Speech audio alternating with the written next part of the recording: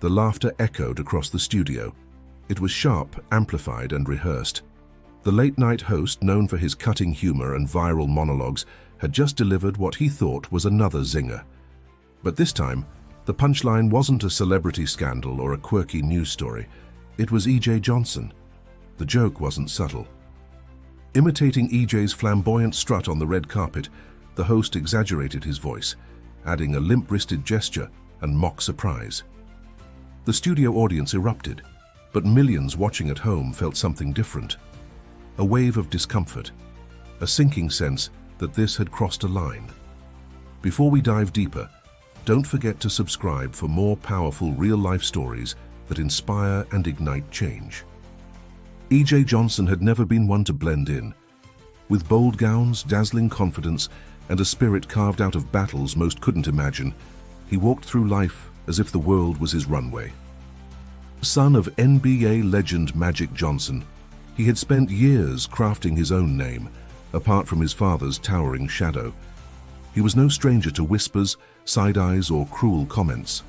But this was national television, and the joke came with a smile. As the clip circulated online, reactions exploded. Some viewers defended the host, citing freedom of expression and comedy. But a louder, deeper voice emerged from the digital noise, one that recognized pain when it saw it. "This isn't funny," a tweet read attached to the video. "This is bullying," broadcasted. Celebrities like Zendaya and Billy Porter voiced support. "We don't joke about someone's truth," Porter posted, his words sharp and clear. Others followed, creating a rising wave of solidarity. But amid the whirlwind, E.J. said nothing. He didn't post, he didn't speak. And that silence, coming from someone who lived his life with such vivid color, was louder than any tweet. Behind the scenes, those close to him saw the change. E.J. cancelled a fashion appearance in New York. He turned down interviews. At home in Los Angeles, his usual sparkle dimmed. "He's hurt," a friend whispered to a reporter. "He's been through a lot, but this one hit different." For Magic Johnson, the storm brewing around his son was like déjà vu. He remembered the middle school taunts, the slurs spray-painted on lockers, the protective instincts that had once led him to shout at a coach who mocked E.J.'s softness during practice. Magic had built a legacy of strength, of commanding respect in arenas filled with thousands. But when it came to his son, strength took on a different form: quiet, constant, unwavering love. He hadn't spoken publicly yet, not to the press, not on Twitter, not to the cameras that waited outside the Staples Center hoping for a soundbite. But inside their home, behind closed doors, Magic had been watching, listening, waiting. The host, for his part, brushed off the criticism with a grin and a half-hearted explanation during the next night's show. "It was just a joke," he shrugged, sipping from his mug. "E.J.'s a public figure, he can handle it." But it wasn't just a joke anymore. The backlash grew. Op-eds were written. Think pieces emerged dissecting the joke's implications, the fine line between humor and harm. A clip of the audience laughing, contrasted with E.J.'s solemn face from a recent photo, trended with the hashtag #WeStandWithEJ. And still, E.J. stayed silent. Until Magic picked up the phone, looked at the contact labeled publicist and said just one sentence: "It's time." The sun was setting over Beverly Hills, casting long shadows across the Johnson estate. Inside, the house was quiet. E.J. sat on a velvet couch, scrolling aimlessly through his phone, his feed a patchwork of headlines, hashtags, and hollow apologies. Every few swipes, his face appeared again, frozen mid-laugh or worse mid-mockery, from the clip that had now been viewed over 30 million times. He hadn't left the house in days, not because he was hiding, but because every time he stepped outside, a camera lens waited. His glam squad still checked in, but even they noticed the change. "You want to go minimal today?" one had asked softly last week. E.J., known for turning sidewalks into runways, had simply nodded. He felt exposed, not just mocked, but reduced. The host hadn't merely made fun of his clothes or voice. He had ridiculed the very essence of E.J.'s identity. And the laughter that followed, that was the part that stuck in his mind, looping endlessly.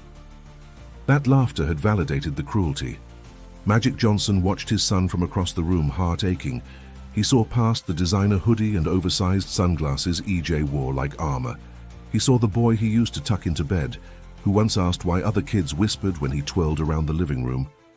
"I don't want to hide who I am, Dad," EJ had said at 13.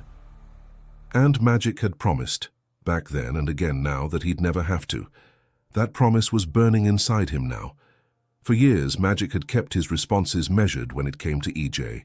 He had learned to navigate the media with a diplomat's care, but there was no diplomacy in watching your child hurt.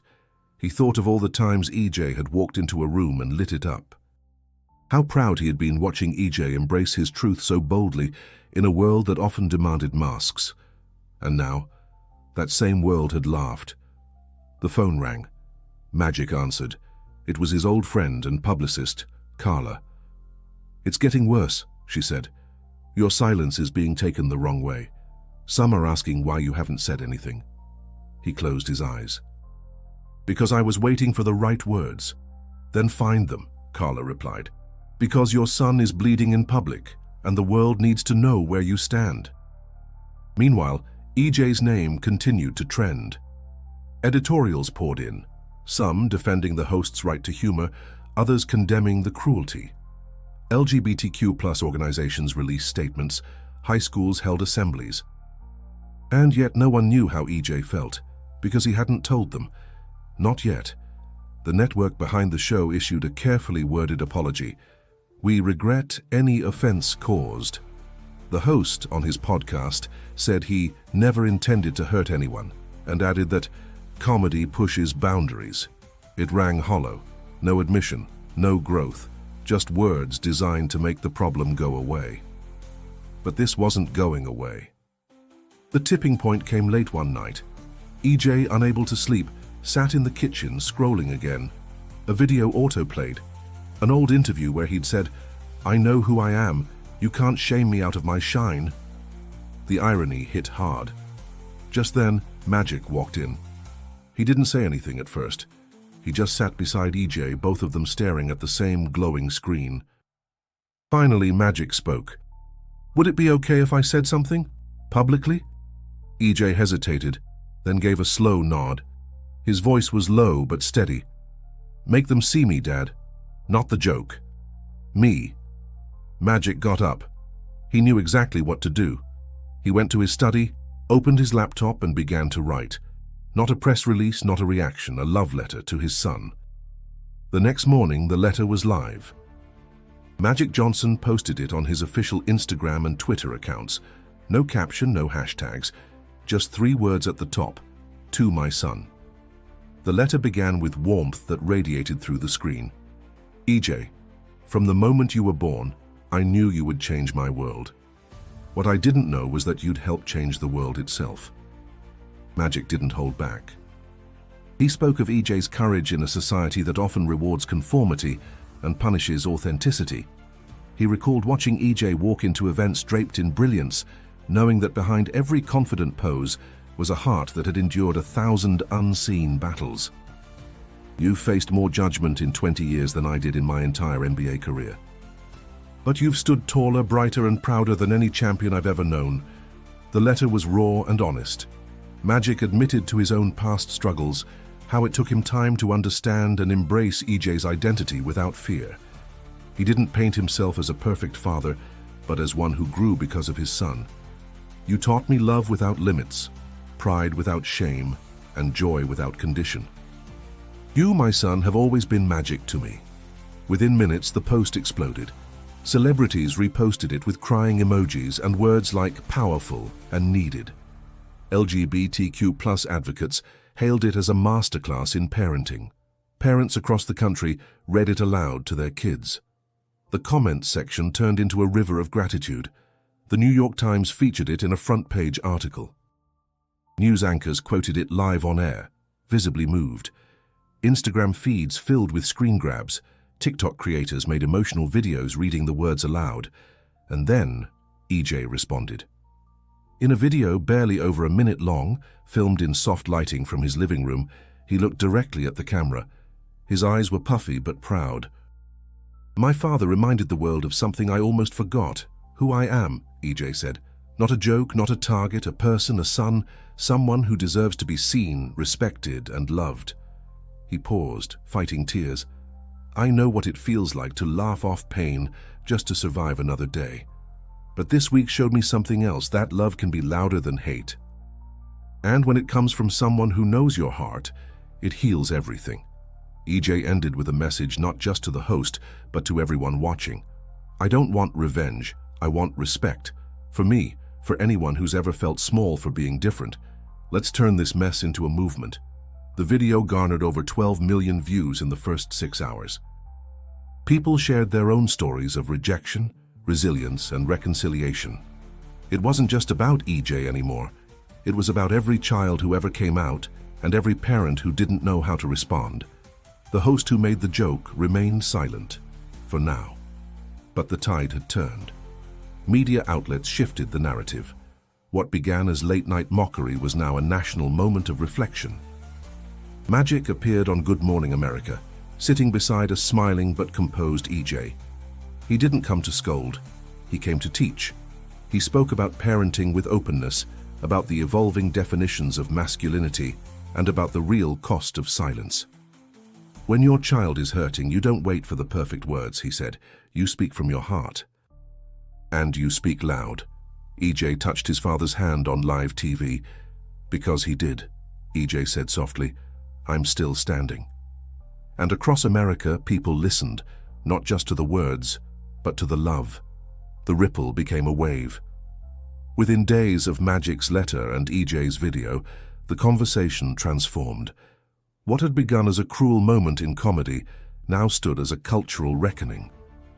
No longer about a single joke, it had become a national dialogue about respect, parenting, and the limits of funny. Prominent voices joined the chorus. Laverne Cox shared the video with a message. This is how we fight hate, with truth and love. Ellen DeGeneres praised Magic's letter on her show, saying, every parent should read this, twice. Even rivals of Magic Johnson, longtime sports figures and commentators who rarely waded into personal matters, came forward with support. We joke about strength all the time, one said, but what Magic did? That's the real thing. Hashtags like Fathers Who Stand and More Than Magic trended for days. People across backgrounds and beliefs found themselves talking, really talking, about identity, empathy, and the power of public support. Behind the scenes, EJ and Magic received messages from parents of LGBTQ+ youth. Some wrote tearful notes of thanks. Others admitted they hadn't supported their own children in the past and wanted to make it right. We've been reading them together, EJ said in an interview. Some are hard to get through without crying, but everyone reminds me why this matters. They didn't stop at words. Magic and EJ began meeting with LGBTQ+ teens at community centers and schools. In private rooms with quiet voices and trembling hands, these young people found strength in the story that had unfolded on their screens. One teen handed EJ a drawing of the two of them with the words, "Because of you, I believe I can grow up." But the host had yet to respond directly. He had stayed silent since his vague podcast statement, until, unexpectedly, an invitation arrived. It was from the show's producers. Would EJ and Magic be willing to appear on the same show where the joke had first aired? The request caused a stir among their inner circle. Some warned against it, fearing spectacle. Others believed it could be a healing moment. After long discussions, they agreed. On one condition, this wasn't about ratings, it was about redemption. The night of the appearance, tension filled the air. The host opened the show with a visibly humbled expression. When EJ and Magic walked on stage, the applause was respectful, subdued, sincere. Looking directly at them, the host began. I owe you both an apology. Not a PR statement, a real one. I messed up. I didn't see the harm, but your response made me see it clearly. I'm sorry. There was silence, and then Magic leaned forward. You don't have to be perfect to be better, he said, but you do have to be willing to learn. EJ nodded. Comedy doesn't need cruelty. You don't have to punch down to be funny. Humor and humanity can live in the same space. The host looked down, his voice cracking. Thank you for giving me this chance. The audience rose in a quiet standing ovation. No cheering, just the sound of hands coming together in unity. Online, clips from the show went viral once again, but this time for the right reasons.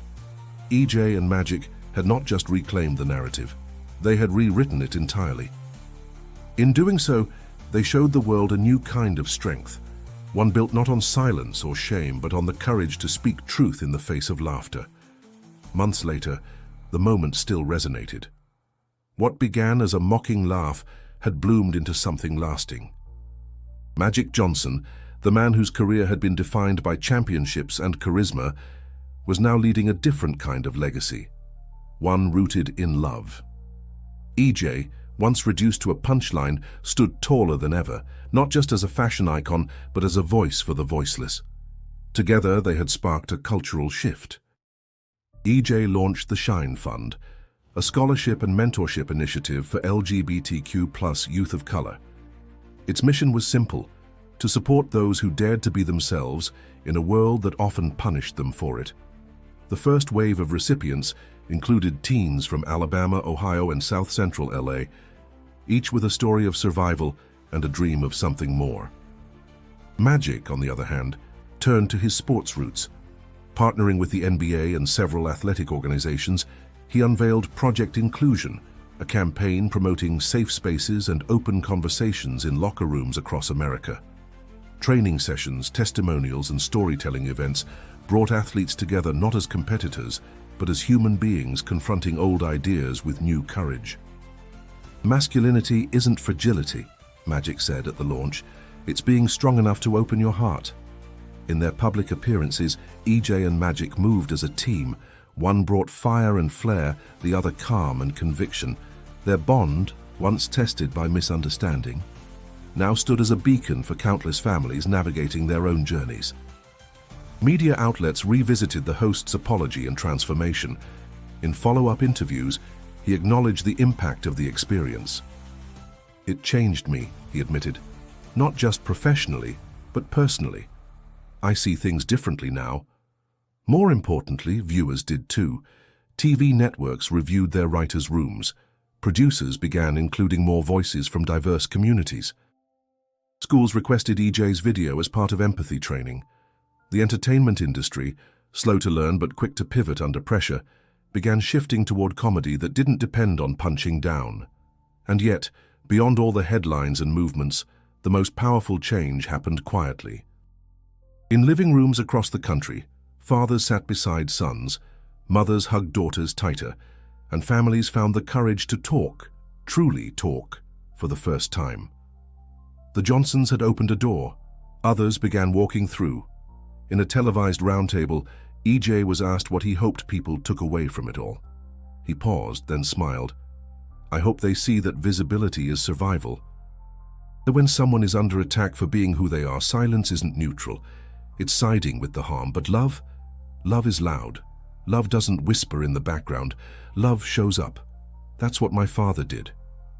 Magic, sitting beside him, placed a hand on his son's shoulder. "My greatest victory isn't on the court," he said, eyes glistening. "It's learning how to love without conditions." As the interview ended, EJ turned to the camera with a soft confidence. "You can't control how the world sees you, but you can decide how you shine." And shine he did. If this story moved you, hit subscribe and join us for more powerful journeys that change hearts and minds. And don't miss the next video on screen. It's another emotional true story that proves kindness always wins.